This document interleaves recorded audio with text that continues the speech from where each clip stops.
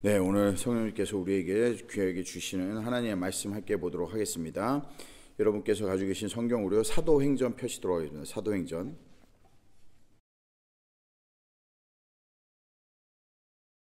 오늘 제목은 은과 금은 내게 없거니와 라는 제목을 가지고 우리 하나님께서 우리에게 주시는 은혜를 나누도록 하겠습니다. 사도행전 3장 1절에서 10절까지의 말씀을 본문으로 하고요. 그리고 12절의 말씀도 함께 보도록 하겠습니다. 이 말씀인데요. 3장 1절부터 10절까지의 말씀입니다. 여러분 저를 보시고요. 성령을 받으면 무엇이 달라질까라는 고민을 한번 해보셨는지 모르겠습니다. 성령을 받은 사람이 무엇이 달라질까? 성령의 충만함에 대해서 우리가 중요성에 대해서는 많이 강조를 합니다. 성령이 충만함을 입어야 된다. 성령을 받아야 된다. 성령을 받은 사람들은 이러이러한 행동들을 해야 된다라는 이야기들은 많이 합니다. 그런데 실질적으로 성령을 받으면 무엇이 달라질까라는 것에 대해서 자세히 어쩌면 고민을 안 해봤는지도 모릅니다. 그래서 오늘 그 고민을 해보는 시간을 함께 갖도록 하겠습니다. 성령을 받으면 무엇이 달라질까? 제자들의 사례를 봤을 때요, 우리가 성경에 나오는 제자들의 사례를 봤을 때 성령을 받았다고 해서 분명히 달라지지 않는 것은 무식한 사람이 유식한 사람이 되지 않는다는 겁니다. 없던 지식이 생기지 않습니다. 사도 바울의 사례를 보면은요, 사도 바울의 성향이나 성격이나 성품이 달라지지 않았습니다. 성령을 받았다고 해서 갑자기 무슨 다른 사람이 되거나 내가 이전에 모든 사람들이 변하고 사람들이 알아볼 수 없는 그런 사람이 되지 않았다는 이야기입니다.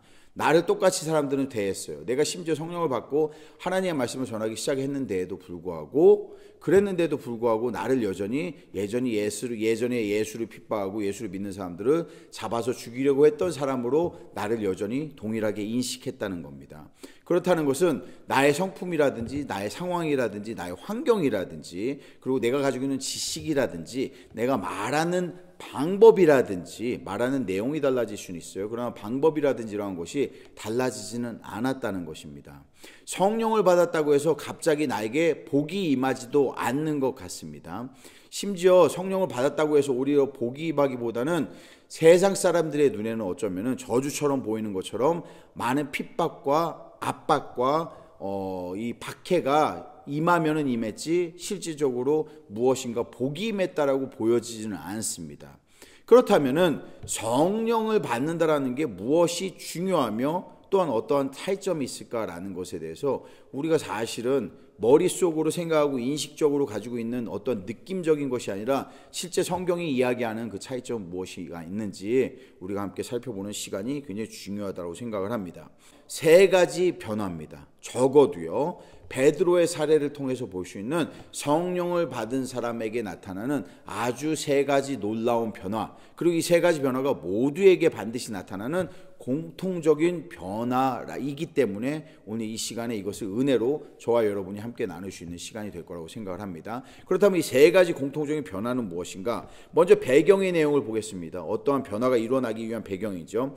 3장에 보시면은요, 1절과 2절의 내용이 이 변화의 배경인데요. 1절과 2절의 내용을 제가 여러분들 읽어드리겠습니다. 성경을 따라 읽으시고요. 제9시에 라고 하는데, 이 제9시라는 거는 우리 시간으로 하면 한 3시 정도 됩니다. 오후 3시 정도요. 오후 3시 정도 되는 시간에 이 기도 시간에 라고 표현합니다. 기도 시간에 베드로와 요한이 성전에 올라갈새, 그러니까 정해진 기도의 시간이 있었습니다. 그런데 우리가 알고 있는 것은요, 사실은 베드로와 요한 하면은 기도의 사람으로 지금까지는 알고 있지 않았습니다. 기도를 하지 않았다는 이야기는 아니에요. 그러나 여러분 생각해 보시면요, 심지어 주님이 잡히시던 날 밤에조차도 너희들이 한시도 깨어서 나를 위해 기도할 수 없느냐라고 주님께 꾸중을 들었던 자들입니다. 그렇다라고 한다면 주님이 지금 계시지도 않는데 기도를 하러 올라간다는 것은 사실 굉장히 놀라운 일이라고 생각을 할 수 있어요. 그러나 이 변화를 성령의 변화라고 보기는 어렵습니다. 왜냐? 기존에도 기도를 하지 않았던 사람들은 아니기 때문에요. 그래서 이 사람들이 제9시 기도 시간에 베드로와 요한이 성전으로 올라갑니다. 성전으로 올라가는데 2절에 보시면요, 어떠한 상황이냐? 나면서 못 걷게 된 이를 사람들이 메고 오니 이는 성전에 들어가는 사람들에게 구걸하기 위하여 날마다 미문이라는 성전 문에 두는 자라라고 얘기합니다. 그러니까 이 사람을 안진뱅이라고 부르겠습니다. 이 안진뱅이 불구자를 매일같이 날 때부터 그렇게 불구가 된 사람인데, 이 사람을 미문이라고 하는, 지금 베드로와 요한이 향하고 있는, 기도를 하기 위해서 들어가고 있는, 영어로 하면 더욱더 쉽습니다, Beautiful Gate라고 하는 이 아름다운 대문 혹은 미문이라고 하는 이곳을 향하는 곳에 이 거름뱅이, 안진뱅이, 거름뱅이, 거지를 그곳에다가 매일 갖다 둔다는 겁니다. 이것을 변화라고 볼 수는 없어요. 왜냐, 항상 일어나는 일이니까요. 기도를 하러 가는 사람들이 있으니까요. 그가 베드로와 요한이 성전에 들어감을 보고 그들에게 구걸하거늘 이라고 얘기합니다. 우리가 성령을 받았을 때 일어나는 첫 번째 변화를 여기서 우리가 알 수가 있습니다. 그 첫 번째 변화를 제목을 달자면요, 보지 못하던 것을 보게 된다라는 것입니다. 듣지 못하던 것을 듣게 되고 보지 못하던 것을 보게 되는 것이 성령을 받은 사람에게 나타나는 가장 큰 첫 번째 달라지는 사실입니다. 환경이 달라진다고요? 아니요, 환경은 달라지지 않습니다. 내 성향이 변한다고요? 아니, 성향이 변하지 않아요. 내 지식이 없던 지식이 생긴다고요? 그렇지 않습니다. 이러한 변화는 일어나지 않습니다. 그런데 내가 이전에 보고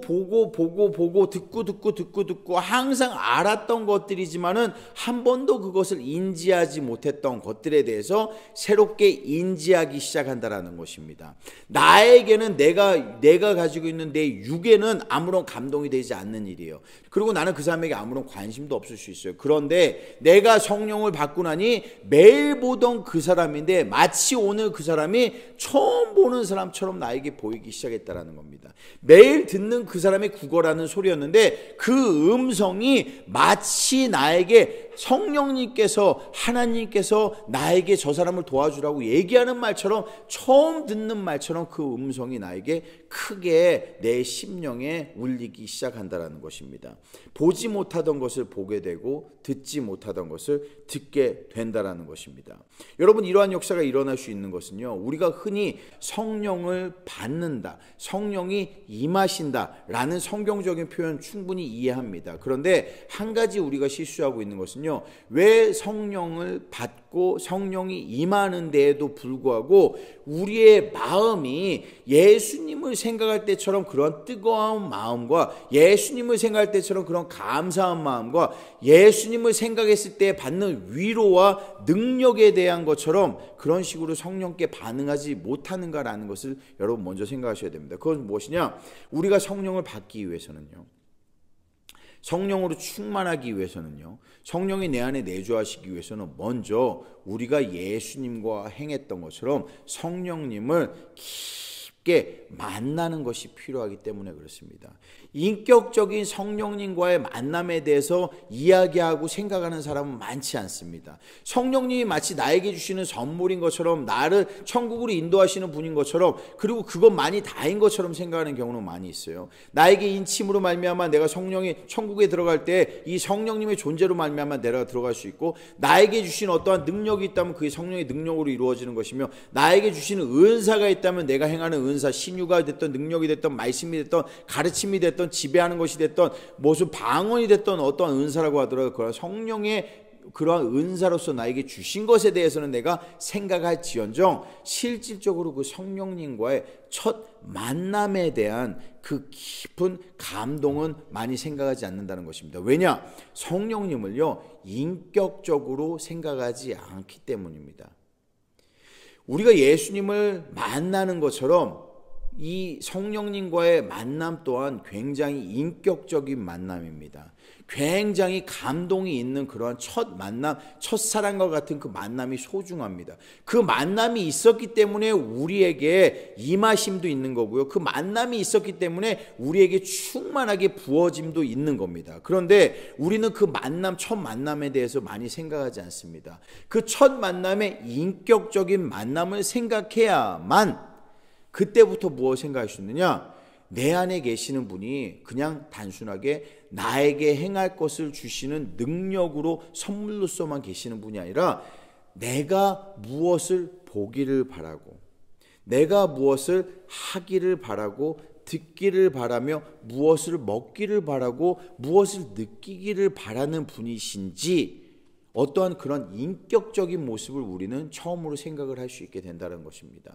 주님에 대해서 우리가 생각할 때 그런 생각을 많이 해요. 주님이라면 과연 어떻게 하실까? 만약 이런 상황이 주님이었다면 어떻게 행하셨을까? 내가 무엇인가 죄를 범했을 때 주님은 얼마나 슬퍼하실까? 주님은 이러한 때에 어떠한 마음이셨을까? 내가 핍박을 받을 때 주님은 얼마나 힘드셨을까? 내가 고통받을 때 주님은 얼마나 더 어려우셨을까? 내가 가난할 때 주님은 정말 얼마나 배고프셨을까? 라는 것을 우리는 생각한다는 겁니다. 그런데 더욱더 어쩌면 중요한 것은요, 우리 안에 항상 우리와 내주하시는, 인격적으로 함께 하시는 이 성령님의 그 감정에 대해서 많이 생각하지 않는다는 겁니다. 그렇기 때문에 우리는 성령님이 보고자 하는 것을 보지 않을 수도 있어요. 보지 못할 수도 있어요. 듣고자 하는 것을 듣지 못할 수도 있다는 겁니다. 그런데 성령이 임한 사람은요, 성령님과의 만남을 소중하게 생각하고 성령님을 인격적으로 만난 사람에게는요, 제일 먼저 나타나는 변화가 오늘 베드로의 모습에서 우리가 볼 수 있는 것처럼 기존에는 보았으나 보지 못하고 들었으나 듣지 못하던 것을 새롭게 보게 된다는 것입니다. 보고 듣는 것은 너무나 중요합니다. 우리가 판단하는 모든 것은요, 사실은요, 믿음 이전에 우리가 무엇을 보고 무엇을 듣느냐를 통해서 나옵니다. 아무리 우리가 믿음이 강하다고 하더라도요, 우리의 눈에 보여지는 것이 만약에 우리의 믿음에 반하는 것이라면 우리는 갈등하게 됩니다. 어떤 사람의 모습을 보고요, 누군가의 아픈 사람을 위해서 기도해 준다라고 할 때 여러분 생각해 보시죠. 우리의 눈에 보이는 것이 사실은 가망이 없어 보이는 모습이라고 한다면요, 아무리 나에게 신유의 능력이 있고 병을 고치는 능력이 있으며 나에게 큰 믿음이 있다라고 하더라도요, 이 믿음이 도전받는 것은 사실입니다. 왜냐? 우리의 눈이 나의 믿음을 도전하기 때문에 그렇습니다. 그런데 우리가 성령께서 우리에게 주신 그 눈을 얻기를 시작하고요, 성령이 우리에게 주시는 그것을 귀를 얻기를 시작한다면은 이 눈과 귀가 우리의 믿음만큼 행하도록 된다는 것입니다. 그렇다면 성령님을 만난 사람에게 일어나야 되는 두 번째 위대한 역사, 놀라운 그 변화는 무엇이냐? 다음에 보면은 나와 있는 구절입니다. 3장 6절에서 8절까지의 말씀인데요.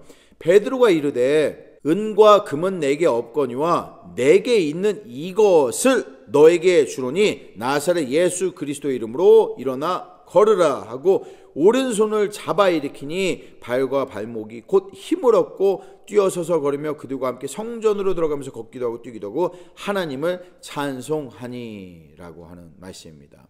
여러분, 성령을 인격적으로 만나고 성령을 받고 성령의 충만함을 입으면요, 두 번째 일어나는 변화는 무엇일까요?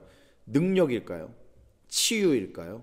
역사일까요? 여기에 보여지는 것처럼 우리가 이것을 그냥 들으며 읽을 때는 이 말씀이 마치 곧 이전에는 하지 못하던 것을 능력으로 행하고 아픈 자를 잡아서 일으키는 그러한 담대함을 얻게 되고 병자를 고치는 역사를 베드로가 행하게 됐다라고 생각할 수 있을지 모르겠습니다. 그런데 여러분, 더욱더 중요한 것이 있어요. 성령님을 만나서 성령님과 동행하게 된 사람에게 나타나는 두 번째 증거, 놀라운 변화는요, 그것보다 더욱더 큰 것이 있습니다. 무엇이냐? 가치의 기준이 변한다는 것입니다. 우리가 생각하는 중요한 가치의 기준이 리버스가 된다는 것입니다. 여기에서 진짜 성경이 이야기하고 싶은 중요한 이야기는요, 여러분 생각해 보십시오. 중요한 이야기는 그 병자를 일으키는 것이 그렇게 큰 중요한 이야기가 아닙니다. 사실은요. 정말 중요한 이야기는요, 가치 기준이 변화가 되는 두 사람의 역사를 우리가 보게 된다는 것이에요. 첫 번째 사람의 역사는 무엇이냐? 기존에는 베드로가 어떤 사람이었습니까? 요한이 어떤 사람이었습니까? 베드로와 요한은 12명의 제자 중에서요, 유일하게 유복한 사람들이었습니다. 12명의 제자 중에서 자기가 소유한 배가 있었던 사람들이에요. 그런데 이 사람들이 어떻게 했느냐? 주님께서 얘기하신 것처럼 너희가 나가서 밭에서 보화를 발견하면 어떻게 하겠냐? 그 비유의 말씀을 기억하실 거라고 생각합니다. 너희가 밭에서 일을 하다가 보화를 발견하면 나의 모든 것을, 나의 모든 재산을 다 팔아서 그 밭을 사리라 아니라라고 얘기했습니다. 이 제자들은요, 나의 배와 나의 재산과 이 모든 것을 다 중요하게 생각하지 않은 거예요. 그 모든 것을 다 내어버리고 이제 무엇을 얻느냐? 예수 그리스도를 얻은 겁니다. 예수 그리스도의 가치가 나의 가치가 되는 겁니다. 예수님이 나의 보물이 되는 겁니다. 내 안에 계신 이 예수의 이름이 나의 가장 큰 능력이 되며 나의 생명이 되는 그 가치 기준을 새롭게 얻게 된 것입니다. 이것이 달라진 거예요. 이것이 달라지다 보니까 나에게 은과 금은 필요가 없습니다. 은과 금을 나는 가진 자였어요. 나는 배를 가지고 있었습니다. 언제든지 내가 나가서 원한다면 낚시를 할 수 있었어요. 그러나 이것을 이제는 없이 해야 했다는 것입니다. 나에게 중요한 것은 이제 은과 금이 아니라는 것이에요. 나에게 중요한 것은 예수 그리스도의 이름이라는 겁니다. 그런데 그 사람만 바뀐 게 아니에요. 성령님이 임하시면은 나에게 나의 가치 기준만 바뀐 게 아닙니다. 두 번째 사람의 가치 기준이 바뀐다는 거예요. 여러분, 이 사람은요, 민문에 앉아있는 이 안진뱅이가 원하는 것은 구걸하는 것입니다. 이 사람이 원하는 것은 은과 금이 원하는 것이에요.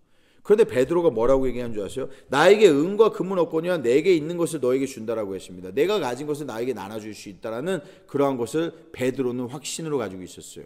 그리고 그 사람이 그것을 받았을 때 무엇을 했느냐? 은과 금을 원하던 사람입니다. 나는 여기에 앉아있으면서 평생을 안진뱅이로서 내가 바라는 것은 은과 금이라고 원할 수 있어요. 그리고 어쩌면 은과 금이 아니라 내가 진정으로 바라던 것은 치유라고 생각할 수 있습니다. 그래서 나는 오늘 드디어 그 치유를 받았습니다. 비록 내가 겉으로는 은과 금을 달라고 나의 손을 내밀지는 모르지만은 나에게 은과 금이 필요한 것은 은과 금은 내가 이미 치유받는 것은 불가능하다고 생각했기 때문입니다.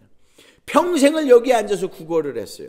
평생을 여기에 앉아서 구걸을 하고 앉아 있었습니다. 그렇다면은 내가 누릴 수 있는, 내가 받을 수 있는, 내가 원하는 가장 큰 것은 그래도 나는 어차피 치유는 못 받으니까 이거 물 건너니 간일이라고 하더라도 은과 금이라도 나에게 있으면은 내가 그것으로 무엇이든지 유흥을 하고 내가 원하는 것을 얻으며 그것으로 즐길 수 있는 삶이라도 살 수 있지 않을까라고 생각했을 수 있다는 거예요. 그런데 나는 알고 보니 은과 금을 나에게 줄 것이 없어요. 은과 금을 받은 것이 없어요. 그러나 나에게 치유가 일어났다면 나는 그 치유가 일어난 것을 기뻐해요. 그것을 가지고 내가 기존에 행하지 못했던 것을 하기 위해 나는 유흥을 위해, 기쁨을 위해, 행복을 위해, 즐거움을 위해, 혹은 적어도 가족들에게 간증하기 위해 달려갈 수 있었다는 건, 그런데 그렇지 않았습니다. 여러분, 그 사람은요, 변화가 일어났어요. 성령을 받은 사람에게 치유를 받고 나서요, 그 사람이 원하던 것은, 내가 진정 원하던 것이 무엇인지를 이전에는 알지 못했으나 내가 이제 치유를 받고 나니, 이제 예수라는 사람의 이름을 듣고 나니 무엇을 알게 되느냐? 내가 진정 원하던 것은 하나님을 찬양하는 것이라는 거예요. 그가 성전으로 달려 들어가는 모습을 우리는 볼 수 있습니다. 성전에 달려 들어가서 하나님을 찬송했다라고 합니다.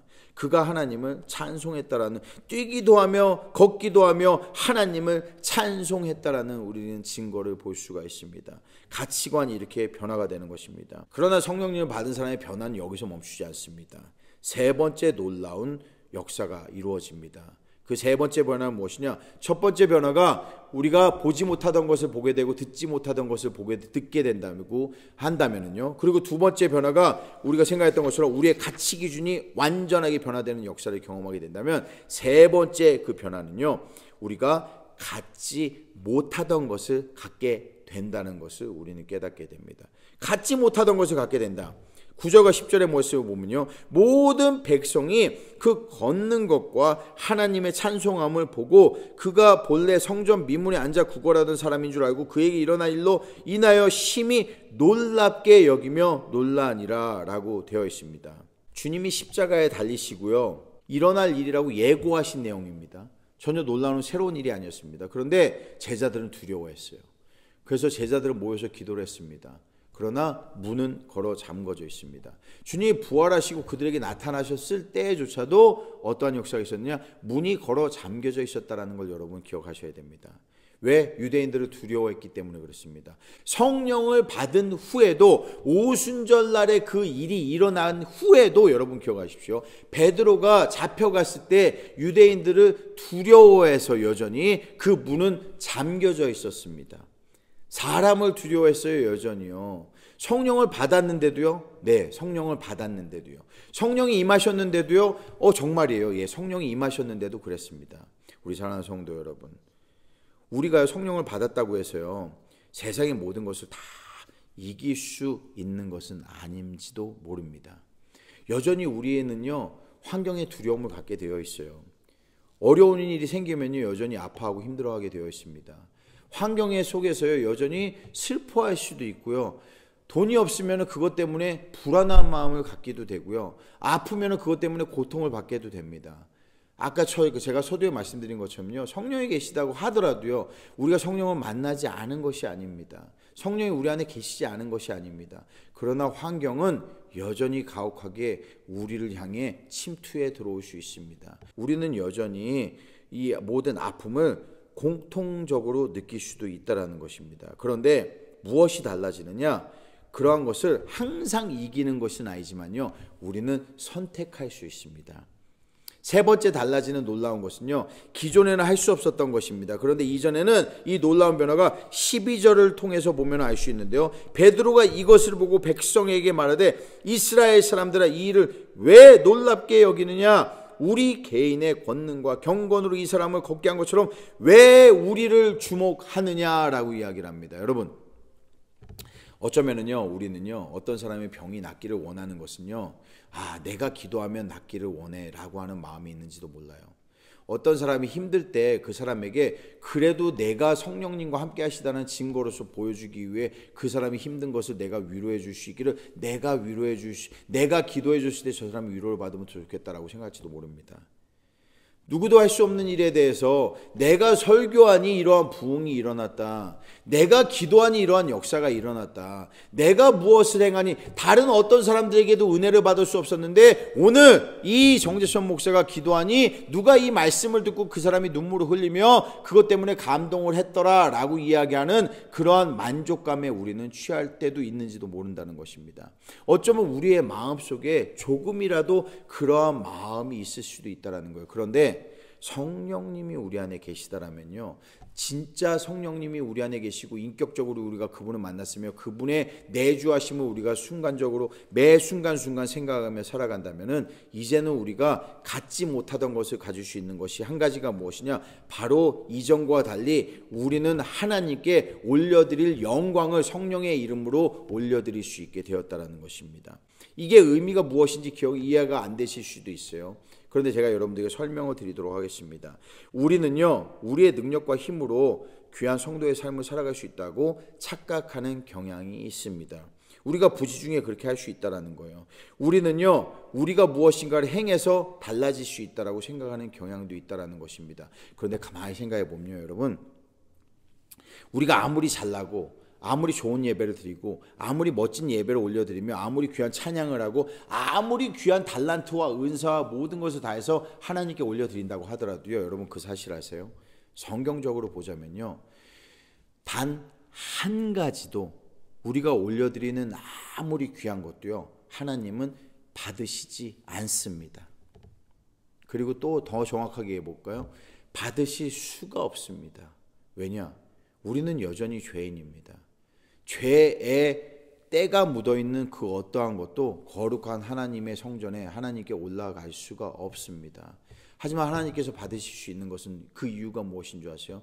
그 우리가 올려드릴 수 있는 영광을 받으실 수 있는 유일한 이유는요, 그것은 우리가 이 모든 것을 성령의 힘에 의지하여 올려보내기 때문입니다. 우리가 하는 것이 아니라 성령의 뜻대로 예수 그리스도의 이름으로 올려보내기 때문에 하나님께서 그것을 받으실 수 있는 겁니다. 마치 우리는요, 사울과 같이요, 정말 블레셋과 전투하기에 앞서서 그래 제사가 급하니까 제사만 올려드리면 하나님이 기뻐서 나에게 이 승리를 안겨주시겠지라고 생각하는 순간이 있을 수 있다는 겁니다. 우리는 사무엘을 기다리지 않고 우리가 제사만 올려드린다면 하고 생각할 수 있다는 거예요. 우리는 어떠한 것으로도 할 수 없는 데에도 불구하고 우리가 가장 아름답게만 한다면, 가장 좋게만 한다면, 우리가 생각하기에 가장 순수하게만 한다면 하나님이 받아주시겠지라고 생각한다면, 우리의 마음을 깨끗하고 경건하게 한다면 받아주실 수 있겠지라고 생각하지만 아무것도 받으실 수 없다는 거, 받고 싶어도요. 왜냐?